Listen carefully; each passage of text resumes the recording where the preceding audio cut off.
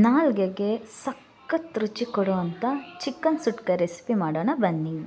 Chicken ಸುಟ್ಕ ingredients ಮೆಣಸಿನ್ಕಾಯಿ ನಮಗೆ ಖಾರಕ್ಕೆ ತಕ್ಕಷ್ಟು ತೊಗೊಂಡಿದ್ದೀನಿ, ಮತ್ತು ಕೊತ್ತಂಬರಿ ಸೊಪ್ಪು, 2 ಉಂಡೆ ಬೆಳ್ಳುಳ್ಳಿನ ಸುಲಿದಿಟ್ಕೊಂಡಿದ್ದೀನಿ, ಹಾಗೆ 1/4 kg ಆಗೋಷ್ಟು ಚಿಕನ್ನ ನೀಟಾಗಿ ತೊಳೆದು ಇಟ್ಕೊಂಡಿದ್ದೀನಿ.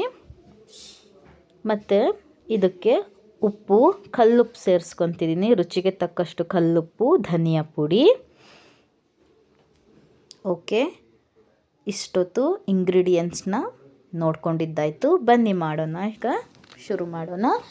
ಬಾಣಲಿ ಇಟ್ಕೊಂಡು ಬಾಣಲಿಲಿ ಮೆಣಸಿನ್ಕಾಯಿ ಹಾಕ್ಕೊಳ್ಳಿ. ಮೆಣಸಿನ್ಕಾಯಿಗೆ ಹುರ್ಕೊಳ್ಳೋದಕ್ಕೋಸ್ಕರ ಒಂಚೂರು ಎಣ್ಣೆ ಹಾಕ್ಕೊಳ್ಳಿ, ಸಾಕಾಗುತ್ತೆ.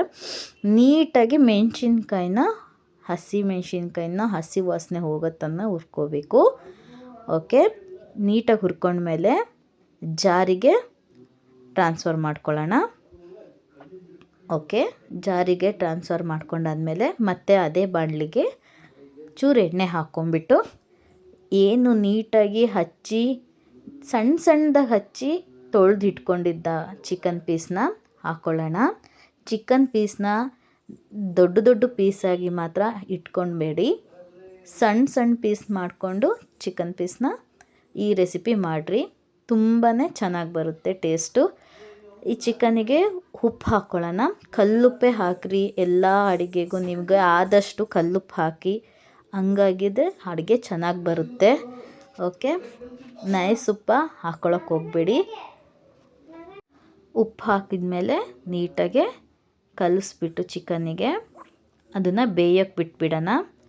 ಮತ್ತು ಈಗ ಜಾರಿಗೆ ಹುರಿದಿಟ್ಟು ಮೆಣಸಿನ್ಕಾಯಿ, ಹಸಿಮೆಣಸಿನ್ಕಾಯಿ ಮತ್ತು ಕೊತ್ತಂಬರಿ ಸೊಪ್ಪು, ಹಾಗೆ ಸುಲಿದಿಟ್ಕೊಂಡಿರೋಂಥ ಬೆಳ್ಳುಳ್ಳಿನ ನೀರು ಹಾಕ್ದಲೇ ರುಬ್ಕೋಬೇಕು.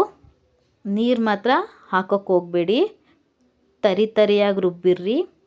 ಇದನ್ನು ತರಿಯಾಗಿಯೇ ರುಬ್ಕೋಬೇಕು, ಇಲ್ಲ ನೀರು ಹಾಕಿದರೆ ಟೇಸ್ಟ್ ಅಷ್ಟು ಚೆನ್ನಾಗಿ ಬರೋದಿಲ್ಲ. ಹಾಗಾಗಿ ಮತ್ತು ಈಗ ಚಿಕನ್ನೆಲ್ಲ ನೀರು ಬಿಡ್ತಾ ಇದೆ ನೋಡಿ. ಚಿಕನ್ನು ಇದೇ ನೀರಲ್ಲಿ ಫುಲ್ ಡ್ರೈ ಆಗೋ ತನಕ ಹೀಗೆ ಹುರ್ಕೊಬೇಕು. ಹಸಿ ವಾಸನೆ ಹೋಗೋದಕ್ಕೋಸ್ಕರ ಅರಿಶಿಣ ಹಾಕಿದ್ದೀವಿ.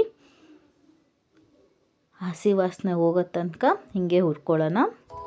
ನೀರೆಲ್ಲ ಇದೇ ಥರ ಡ್ರೈ ಆಗಬೇಕು. ಚಿಕನ್ನೆಲ್ಲ ನೀರು ಅಬ್ಸರ್ವ್ ಮಾಡ್ಕೊಳ್ಳುತ್ತೆ. ಮತ್ತು ಇದಕ್ಕೀಗ ಸೇರಿಸೋಣ ಧನಿಯಾ ಪುಡಿ ಹಾಕಿ ಸ್ವಲ್ಪ ಹಾಗೆ ಫ್ರೈ ಮಾಡ್ಕೊಳ್ಳೋಣ. ಫ್ರೈ ಮಾಡ್ಕೊತ ಆ ನೀರೆಲ್ಲ ಇನ್ನೊಂಚೂರು ಅಬ್ಸರ್ವ್ ಆಗುತ್ತೆ, ಚಿಕನ್ ಎಳ್ಕೊಳ್ಳುತ್ತೆ. ಮತ್ತು ಸೈಡಿಗೆ ಇಟ್ಕೊಳ್ಳೋಣ. ಅಷ್ಟೇ, ಇದು ಸೈಡಿಗೆ ಇಟ್ಕೊಂಡ್ಮೇಲೆ ಸ್ವಲ್ಪ ತಣ್ಣಗಾಗಕ್ಕೆ ಬಿಡ್ರಿ. ತಣ್ಣಗಾದ್ಮೇಲೆ ಏನು ರುಬ್ಬಿಟ್ಕೊಂಡ್ರೆ ಪೇಸ್ಟ್ ಇದೆ, ಆ ಪೇಸ್ಟ್ ಹಾಕಿಬಿಟ್ಟು ಇದನ್ನು ನೀಟಾಗಿ ಕಲಿಸ್ಕೋಬೇಕು. ನೀಟಾಗಿ ಕಲಿಸ್ಕೊಂಡ್ಮೇಲೆ ಇವಾಗ ಇದು ಸುಟ್ಕಾಯಿ ರೆಸಿಪಿ ರೆಡಿ ಆಗುತ್ತೆ. ನೀಟಾಗಿ ಕಲಿಸ್ಕೋಬೇಕು ಫಸ್ಟ್ ಆಫ್ ಆಲ್. ನೋಡಿ, ಈಗ ನೀಟಾಗಿ ಕಲಿಸ್ಕೊಂಡಿದ್ದೀವಿ. ಎಷ್ಟು ಟೇಸ್ಟಿಯಾಗಿರುತ್ತೆ ಗೊತ್ತಾ ಇದು. ಪ್ಲೀಸ್ ಸಬ್ಸ್ಕ್ರೈಬ್ ಮಾಡ್ಕೊಳ್ಳಿ Latha's thread and taste YouTube ಚಾನಲ್ನ. ಹಾಗೆ ಈ ಸುಟ್ಕಾಯಿ ರೆಸಿಪಿ ಟ್ರೈ ಮಾಡಿ. Thank you.